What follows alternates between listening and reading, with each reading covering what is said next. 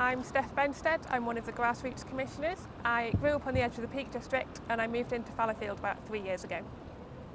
I wanted to be part of the commission because I'd heard some really great things about what other commissions have achieved, and I thought it would be a really good way to get to know the city and the people involved in it, and also to help people in the city to improve people's lives and to address poverty.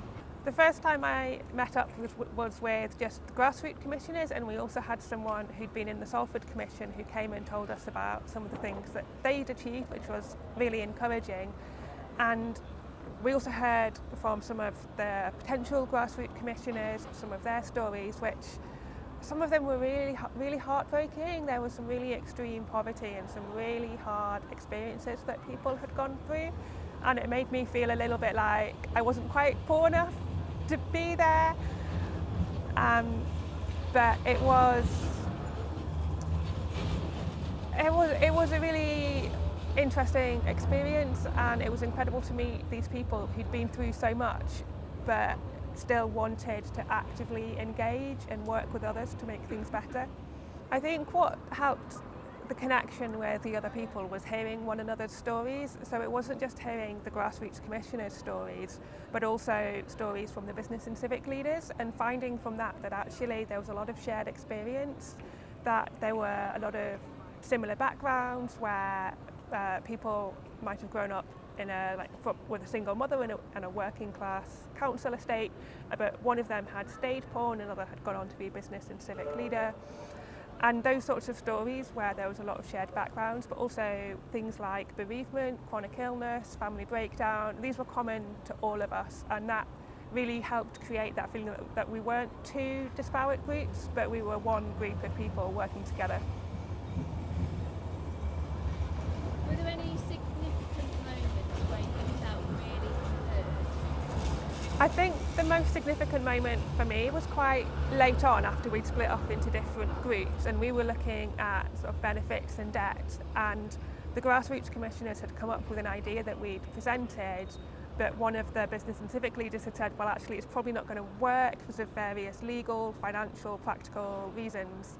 But then the next month she came back and said, actually, I've been thinking about what was your purpose in your suggestion, what was it you wanted to achieve and why, and here's a way to actually make it work. And her idea was even better and would have even more positive impact if we can put it in place. So having that moment where it went from, it had felt briefly a bit like it had gone back to us and them, between those who had the experience and those who were like, no, just bureaucratically we can't do that. But actually it hadn't. There had been that connection where we'd been listened to and our concerns had been heard and recognised, and something positive had actually been done with them, and it hadn't just been a pretend to listen and then go away and ignore it. It had been a genuine listen and use that to create something good. I learned from the other commissioners, like I said before, that there is that common humanity between all of us, and that there isn't that sort of, I thought there might be a working class, middle class divide, and there wasn't.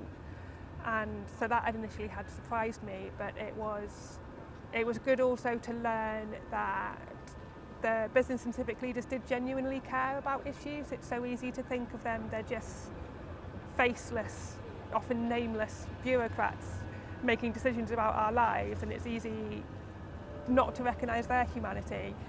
But this process meant that we were able to find out that there are real people in the council and in the police and in the NHS who genuinely do care and want to make a difference. Probably the biggest outcome and the most enjoyable part is the relationships that are created, because it's those relationships that allow change to happen and for change to be sustained. And that's probably the most transformational part of the Poverty Truth Committee, and that's what makes the real difference and marks it out from so many other projects. Well, my hope is that the ideas that we came up with can actually be put into practice, and that if those then work, they can be implemented not just in Manchester, but going into Greater Manchester and then across the Northwest and even nationally, so that we don't just create a local temporary change, but actually something that's geographically spread and long-term. The Poverty Truth Commission is really empowering and enabling, and I think it's the relationships that do that, and having that understanding of one another and those relationships is what hopefully will allow change to continue into the future.